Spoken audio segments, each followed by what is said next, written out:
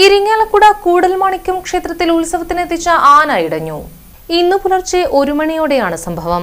മച്ചാട് ഗോപാലൻ എന്ന ആനയാണ് ഇടഞ്ഞത്. വിളക്കെഴുന്നള്ളിപ്പിന് ശേഷം ദേവസ്വത്തിന്റെ സ്ഥലമായ മഹാത്മാ ലൈബ്രറിക്ക് സമീപമുള്ള പറമ്പിൽ തളച്ചിരുന്ന ആനയാണ് ഇടഞ്ഞത്.